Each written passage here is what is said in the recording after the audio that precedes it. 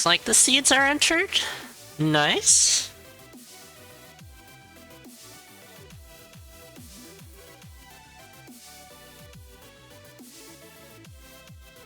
Oh. Wait, it's broken on other places on Discord too. That's hilarious. Because if you surround something with double underscores on Discord, it underlines it. So like, when Discord tries to parse this matchup, it just underlines Hummingbee's name. That's good. That's some good stuff right there. We're off. B is off at least. Chris should be going shortly, I hope. Oh geez, that's a lot of delay. I'll refresh that.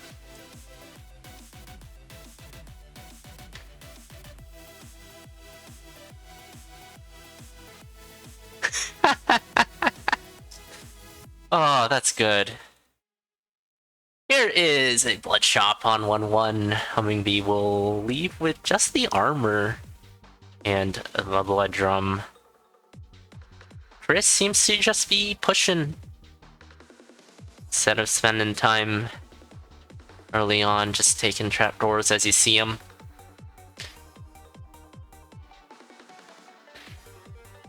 I think B benefits quite a bit from spending this extra time here.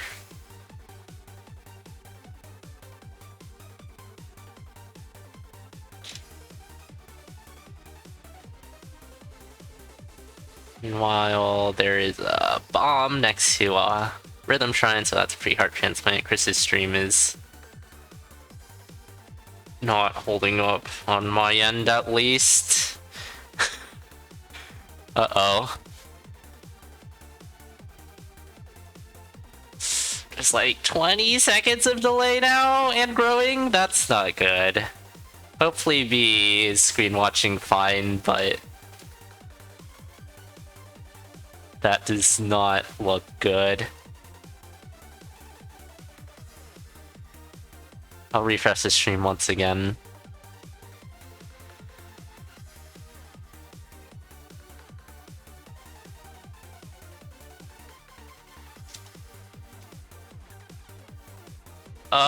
It's just replaying this part again. That is very not good. It's like 40 seconds of delay now.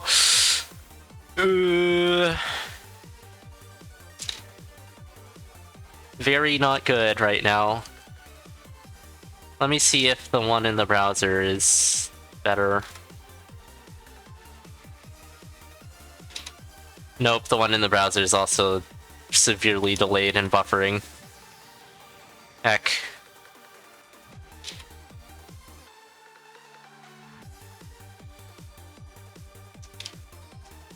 Oh, purple slime. I missed that. Oh, B! Watch out! Hoping for a weapon in this black chest. Oh, bailed! Oh my. Oh, he gets an Obsidian Warhammer as well!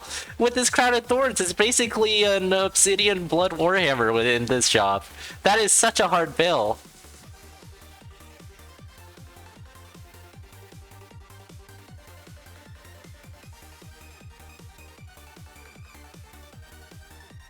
Chris's stream is about a minute behind, which is concerning. Probably just need to turn down her bit rate. Purple slime. Oh no, B! Taking a dunk there. Pretty early on, but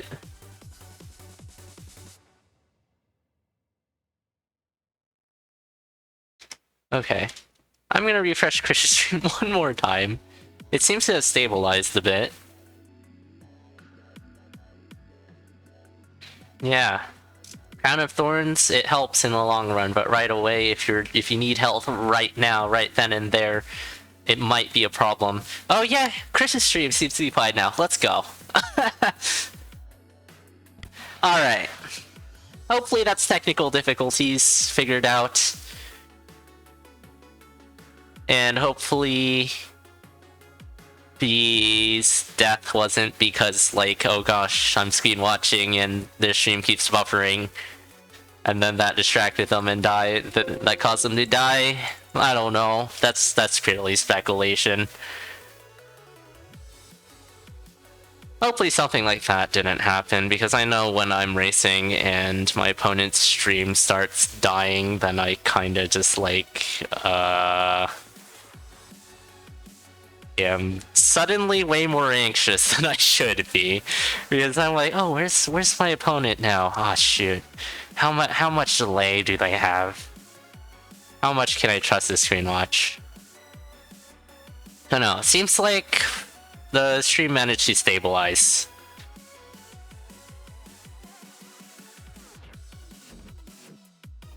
Or on Chris's end, so that's very good. Heavy plate here. Don't know what Chris is trying to do. Definitely doesn't need it, given that she already has a Squaga suit. So that's just an additional half point of armor, and your shop is dead. Which isn't really worth it in this case. Yeah. A solid weapon for Chris. Also, 2 sources of regeneration, so... along with armor, so is looking in pretty good shape here.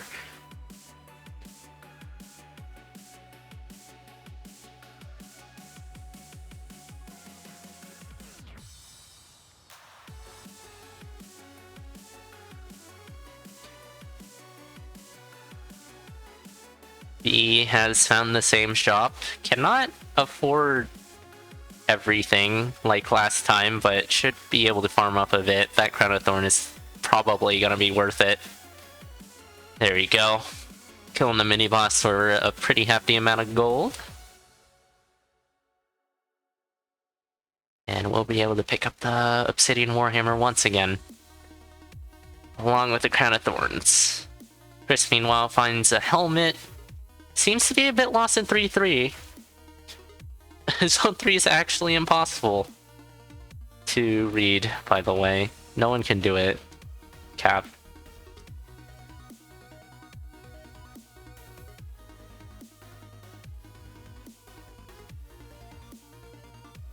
Yeah, on to Death Metal 3. One of the hardest bosses, probably, outside of the story bosses. The story bosses in this game are pretty hard. Mainly for Nocturna.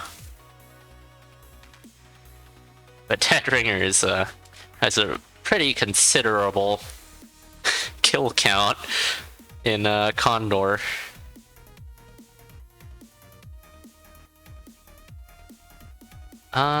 Okay. Chris in a full surround, but Shield Spell will do... put in some work there and negate all the damage. B, meanwhile, has a +1 damage on this Obsidian Warhammer now. Also a pink shovel. Has the chance to catch up, but it's gonna be really difficult after a death like that. Ooh, taking a hit from Purple Goblin. Luckily has armor and a Crown of Thorns for regeneration purposes. Chris, meanwhile, seems to have a chain reaction of Goblin Bombers there. But I want to see that.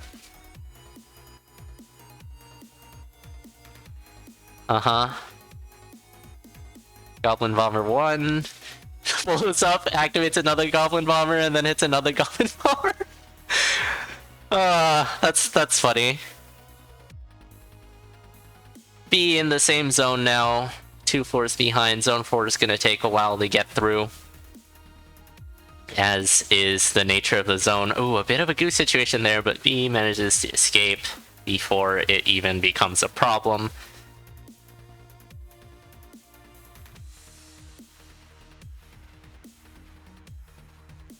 Chris, meanwhile, just taking hits, continue on pushing forward.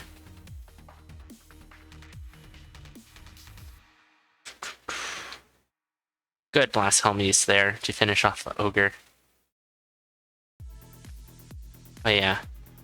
Potion for both racers now. So that helps Chris quite a bit, as she can freely push without being too scared. It's completely on B to catch up here. Which B is a floor behind or so. Manages to find a titanium cap from a completely different source. We'll switch off to that and have a much faster 4-3. B continues to gain, but Chris does have the blast home bombs, which will make the Necrodancer fight a lot quicker.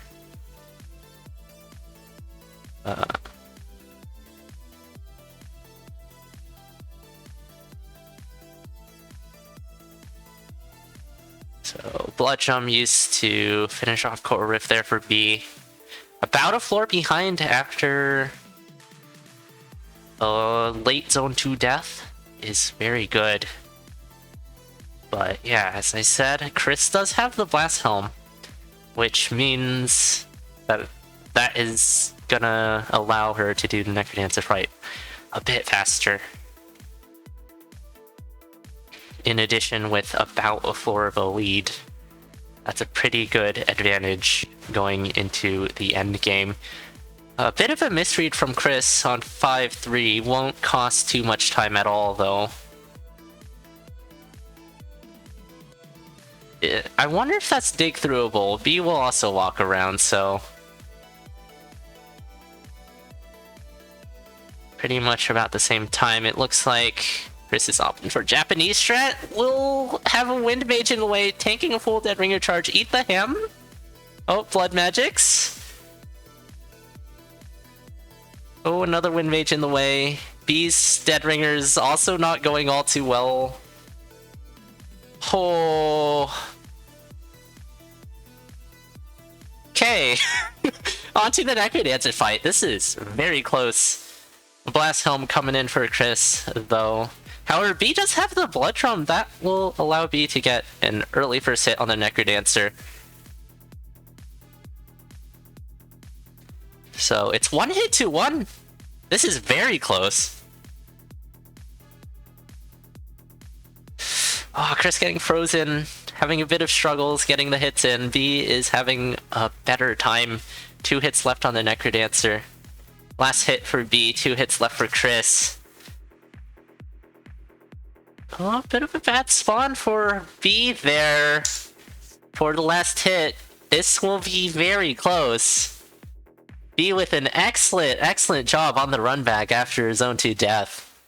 Managing to keep this extremely close. It pretty much on every single floor B took a bit of Chris's lead away, is what it seemed like. There wasn't a single floor to point to, but just chipped away at that lead and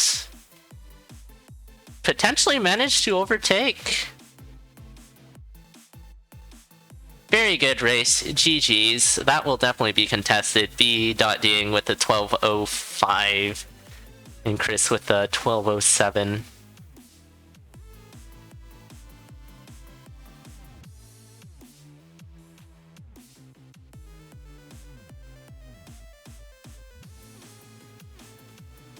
GG's.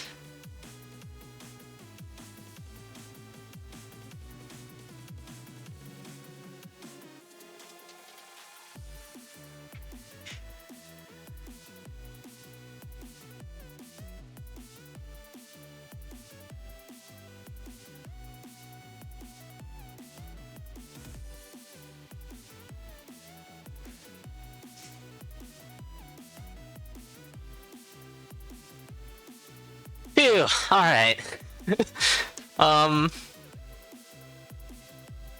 Do I give like a semi-transparent loot? How do you do this? A translucent loot for both racers.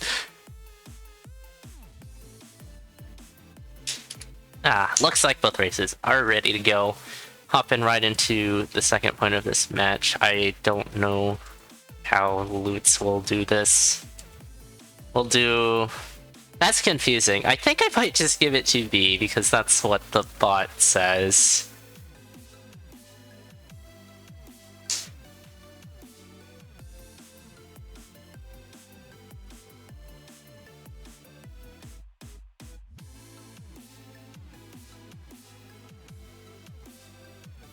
Alright.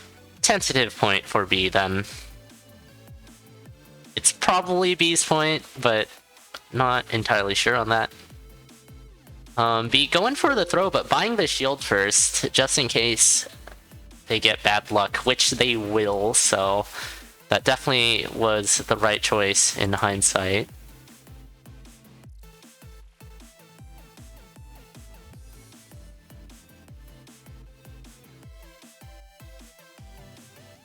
Chris just going for a normal throw and chancing it.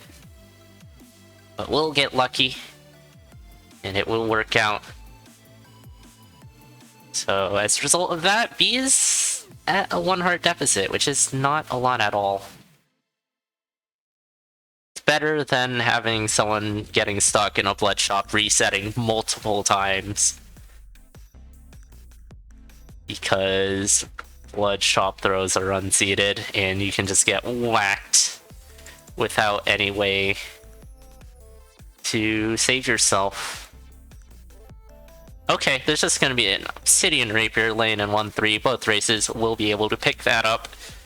A +1 as well from the Ring of Might.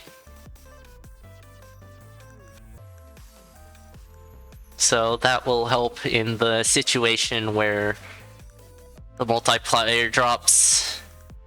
Will still be able to do damage and get out of hairy situations. You've had yet to have been all lucky blush up. Yeah, that's that's good to hear.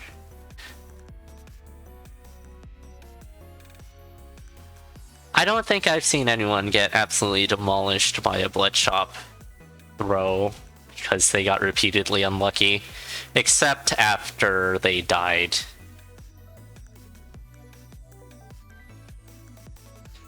So B back at full health thanks to those cookies. Pretty much seeing identical build decisions from both racers. B will check the shop though. It's a bit out of the way. Sees Hargreaves, but we'll pass up on that. Yeah. That's the only time I've seen it was with you and Caligor after you died.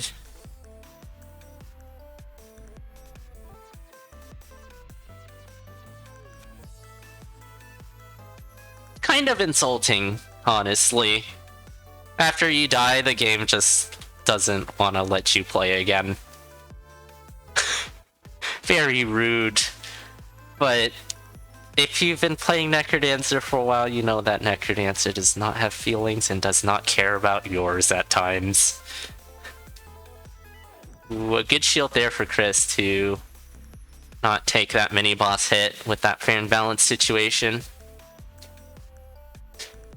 And we'll allow her to have a quick exit instead of dealing with that.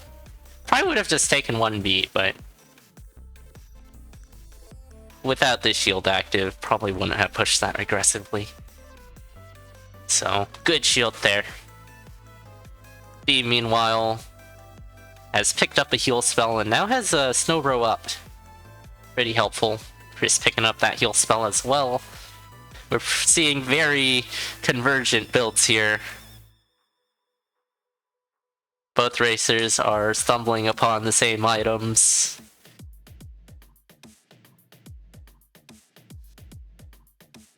And making the same build decisions if they do find different things.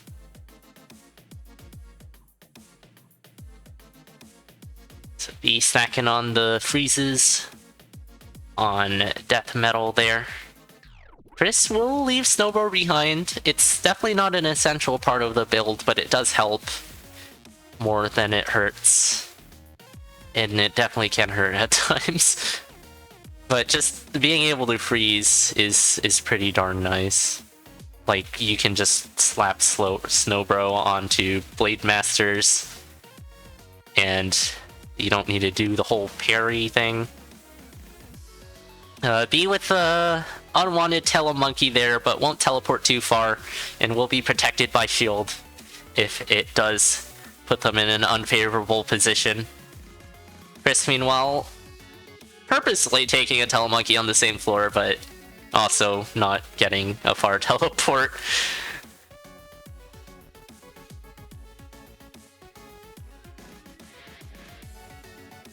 But yeah, Chris definitely is trying to pick up the pace here. Understandably so, given Chris does not have a build advantage of any sort, and is about a floor and a half behind. And there is not much space in the rest of the seed to catch up. Yeah, Chris taking the same telemonkey, same unwanted telemonkey as B did, sending her back into the shop. So that is very much unfortunate. Already is playing from a position of needing to catch up, and that definitely does not help.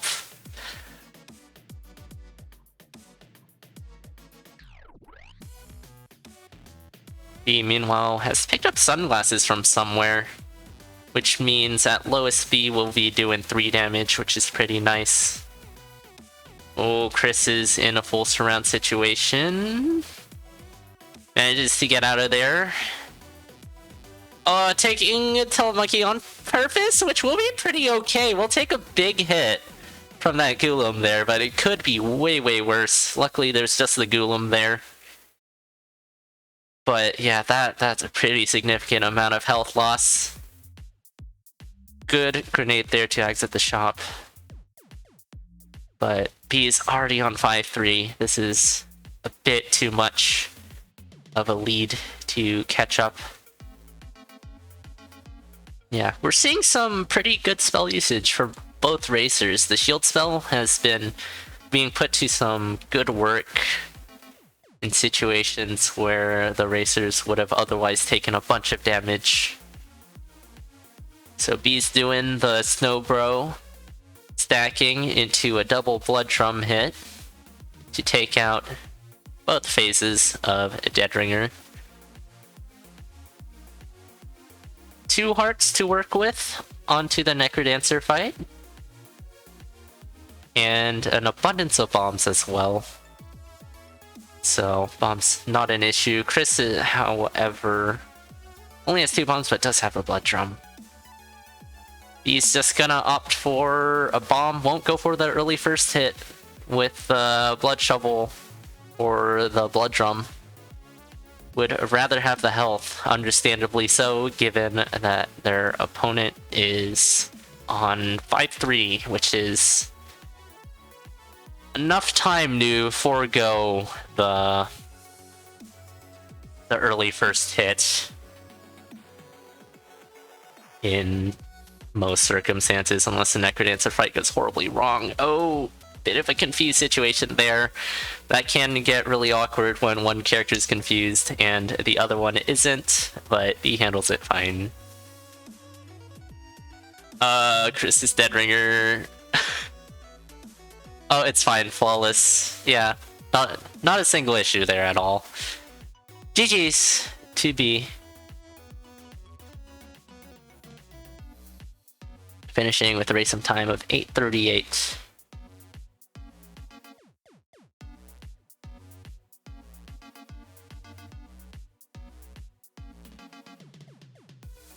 As we move on to our third and final point of this set. Cool. This seems to be finishing this run off.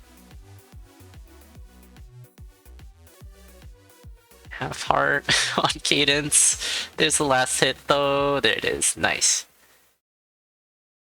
Cool. GG's. B there simply managed to outpace Chris with pretty much an identical build. So that was a good match in that it was not really determined by luck as much as it was skill. You don't usually see people's builds in a race match so closely. And if the builds match so closely, then that could mean that one person tried finding better items and just didn't. But it also could mean, like in this case, that both racers kind of needed to run the same build, and the winner is mostly determined by who can run the same build better. Definitely feels a lot better than the alternative, which is someone finds an electric dagger and the other person needs to run whip. Anywho, good luck, have fun to both racers. The third and final point of this set. Let's see what the seed has in store for the racers.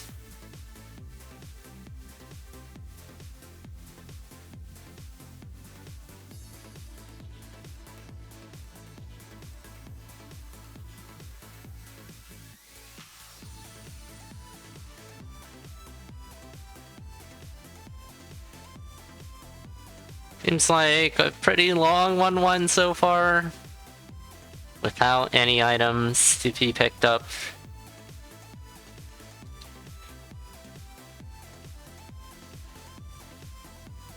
Ooh, both races will check the shop. There will be armor. Too expensive though. So both races just opt in and leave. Okay, that is an electric dagger. That is a pretty good selection of weapons. You can go with Old Faithful or the electric dagger there. You don't really talk about the broadsword. Oh no, bees trapdoors! They just disappeared thanks to that bomb trap. Uh-oh.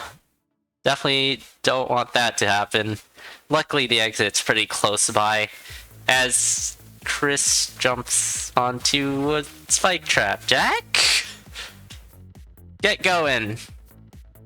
Don't have time to think about that. Just quickly reset and get back in there.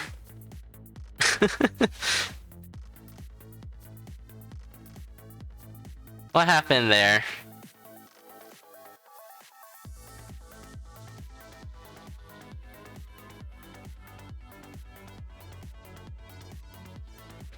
Aw, oh, that skeleton. What a cheeky skeleton.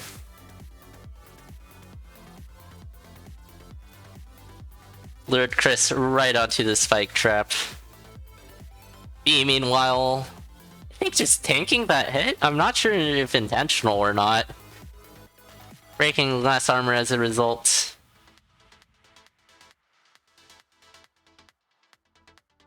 But Deep Blues will be over with pretty quickly thanks to Electric Dagger. B has found a Ring of Regen somewhere in Zone 1. Oh, it's actually a Gold Warhammer, not a Broadsword. Yeah, that is a 1 damage weapon though, so that's not really the choice. Because you'll be relying on something to go with it, which might not come. Meanwhile, the Electric Dagger and Old Faithful both are very versatile weapons in pretty much any circumstance.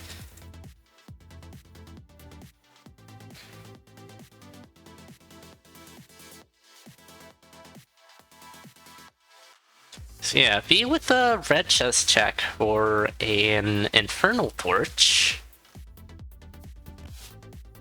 Seems satisfied with the ring and weapon, which is very understandable. This is one of the best rings, this is one of the best weapons, and has a spell already. It could be another spell, is the thing, and giving up on that possibility can be pretty big, and it actually will be in another spell. It is the heal spell, which is way more important for Chris to have than B, because of the Ring of Regen. So B missing out on that, it's definitely a disadvantage, but it's not gonna be horrible at all, given B has a Ring of Regen that Chris doesn't.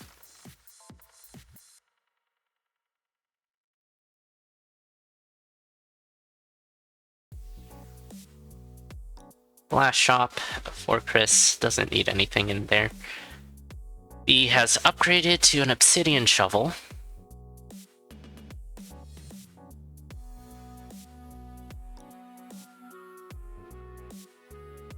And onto death metal now. It has a free spell, so this should be done pretty quickly. There it is.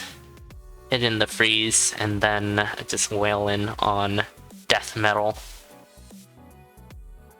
Yeah, actually Chris does not have that free spell.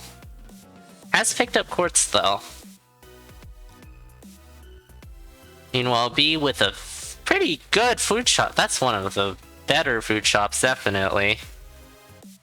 And has enough health to be able to get a huge gluttony off of that. So with that Ring of Regen, that will help a lot.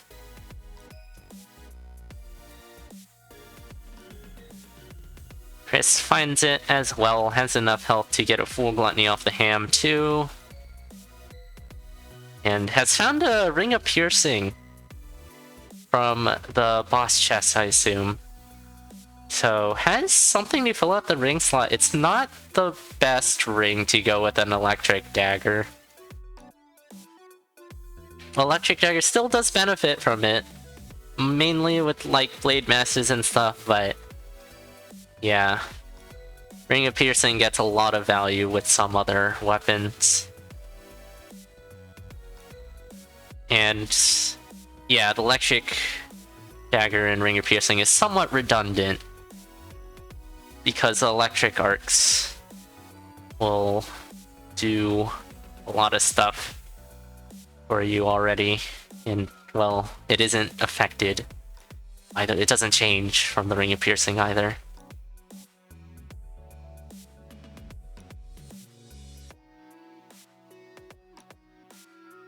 Oh, Chris with a bit of situation exiting this arena. Has grenades now. And is definitely reasonably close behind B. A good grenade toss there for that vacation Minotaur to spend less time chasing it down.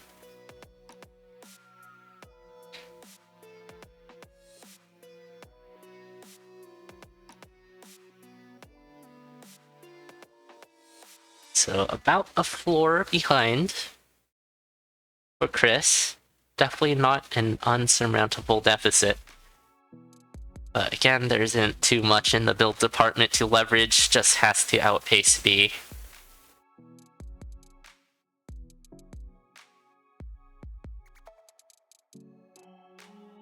Yep, Pearson coming into play there with that Blade Master.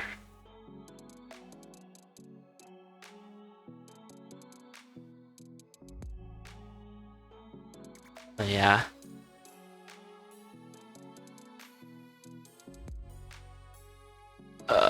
Chris... yeah, okay. Killing the mini-boss there. He, meanwhile, is at the end of 4-3. And is looking very healthy. Crown of Thorns now, too.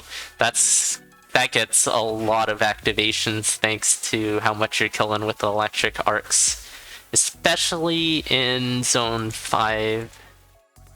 Has a Ring of Regen too, so can just shrug off hits like they're nothing. The only problem is, make sure it's not a big hit, given B does not have any kind of armor. Just ignoring the trapdoor room here, who needs to deal with that? B has better things to do with their time. So I'll just dig out of it using the blood shovel.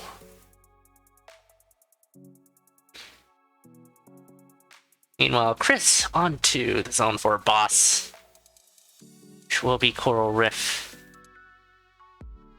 And can just toss nades for a very fast fight. Still needs to just go. At this point, B is just simply outpacing Chris. But Chris is doing a pretty good job at keeping up, just unable to take the lead. Which you need to do before the story bosses, ideally.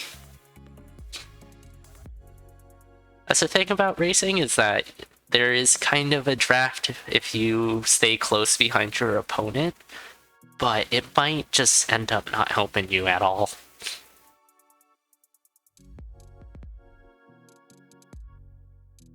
So it's pretty risky to play from behind, even though it seems like it's pretty strong, especially at the beginning.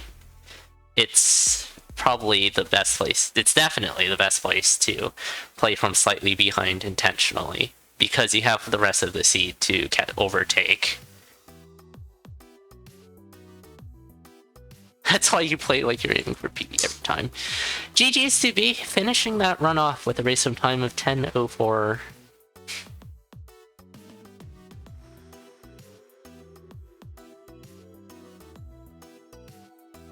But yeah, looking like a 3-0 for B, but the first point of this match was an auto contest within 2 seconds. Chris's dead trigger, what is, yeah,